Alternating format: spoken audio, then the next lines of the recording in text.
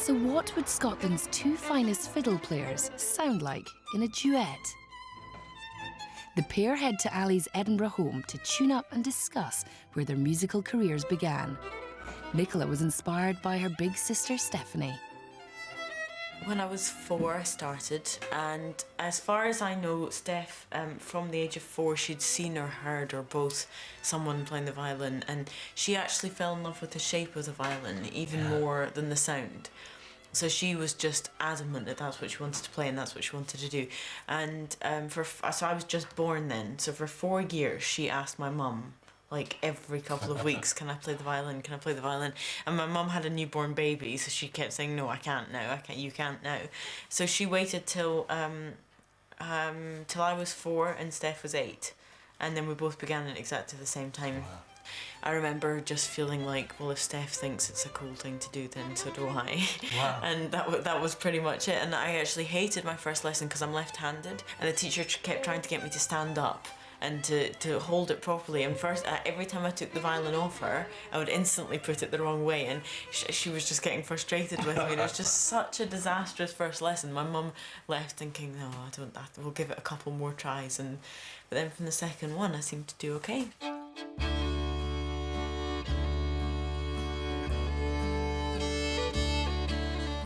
Brought up in Shetland, music was the lifeblood of Aly's community. He started playing the fiddle at the age of 11. So what about you? How did you start playing? I don't actually know. It's the same as your sister. I loved the shape of it. Really? Oh, that's funny, actually. The first thing actually I can remember is this. And I thought that's the most. I thought it was really, really beautiful. Yeah. And where I was born, the guy that lived next door to me, Tom Anderson, he was a player who eventually was my teacher. Mm-hmm. And I can remember he used to put me on his knee and play. Mm-hmm. And I can remember this thing coming down over my head. Oh, really? And that's, I guess, my first sort of memories of a fiddle. Both artists had mentors. Aly was one of the young protégés of Tom Anderson, a man passionate about passing on the musical heritage of the islands.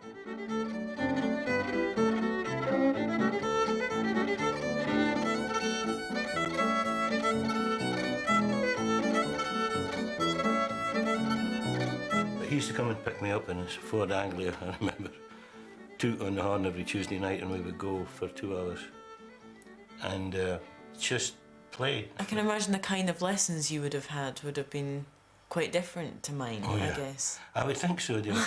It was just mainly playing together, but he was showing me the bowings. Yeah, what do you mean, what kind of bowings? Well, in the Strathspey you can go but the real ways. Oh. And it's a snap. What, lifting it? Yeah, it's a driven bow.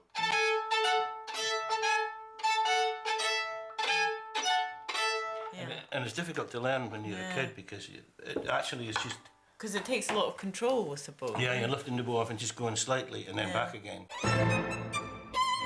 Nicola left home aged 10 to attend the Yehudi Menuhin School in Surrey. When I first went to Menuhin School, I was asked to do, literally, for 6 months, I'd be doing bowing exercises. First of all, the way I was holding my bow was a little bit different. So I was asked to do just like open strings, so just... I'm trying to keep my bow really straight all the time, and like just trying to make it really, really controlled. And then things like, simple things like that, just to make sure that my fingers were like lifting up in the right way, and just in such detail. Literally 6 months of nothing else. And it's all in the basics. Yeah. Oh yeah. Everything's all in the basics. Exactly. How are you holding the bow there? You're putting your thumb right in there. I put my thumb I'm the same. See, I hold it like that, but I always get this thumb. Yeah. And that gives you the... Yeah, exactly. The pressure on you. And using all the 4 fingers, Yeah, and sometimes you lift them off if you're going faster, but I do at least. Yeah, that fast style of bowing, I think, is just completely different to what the way I would do. I don't even know how to do that, actually. No, I couldn't do what you do either, because it's almost like playing a different instrument in a way. It's such a different technique. One thing the pair has in common is the ability to take a calculated risk to further their music. So why did you decide to leave Shetland then? Well, I was a joiner, and I wasn't a very good joiner. and I didn't really like what I was doing. But I just did a radio program, played on it, and one of the guys there had a little agency in Glasgow, and he had Barbara Dixon, I think, and Billy Connolly was on his books. He had a good clientele. That's pretty good, yeah. And he asked me if I would come down, and I could maybe make a living at this, and I thought that's ridiculous, but at the same time, I was interested to see what was down here, because Scotland was almost a foreign country to me, because it was a long way away. Yeah. And so I came down and I put my airfare in the bank, and just because I had to get home in a hurry. And then I started playing at these little clubs, and I really didn't think I would stick it, and there 40 years later I'm still sitting here, quite amazed at the whole thing. But it was a risk, I suppose. I was broke for a long time. I didn't have any money or anything like that, but that's the usual story. In the 1960s, Aly performed alongside Billy Connolly in the Humble Bums. Then he joined forces with acoustic guitarist Mike Wellens for 2 years, before becoming a founding member of the Boys of the Loch and touring internationally.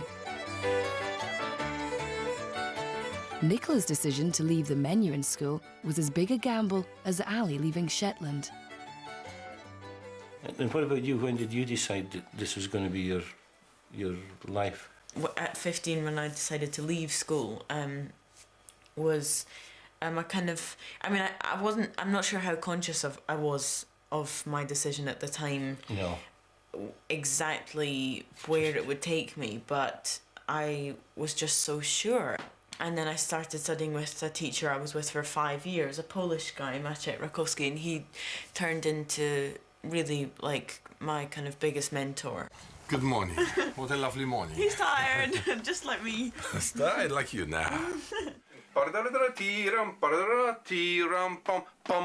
feel the Dutch you've been for the pum, that G. And also the woman I was living with, who was the pianist I would do all my concerts with. So between the two of them, they were really my kind of, I guess, my musical guidance throughout that period of time.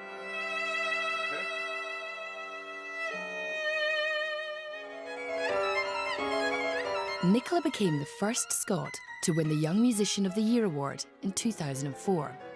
She brought drama to the strings semi-final when her chin rest fell off her violin 3 times.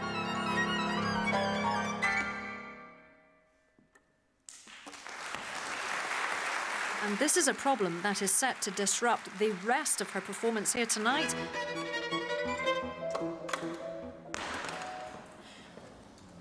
Before long, the problem strikes yet again.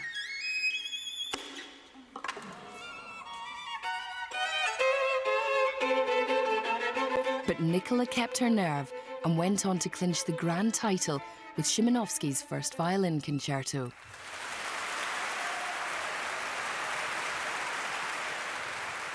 So the winner of the 2004 Musician of the Year, Young Musician of the Year, is Nicola Benedetti.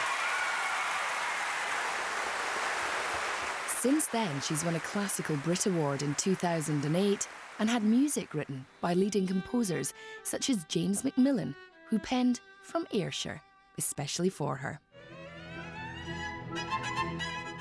But the headline-grabbing moment came when label Deutsche Grammophon offered Nicola a £1 million 6-album record deal.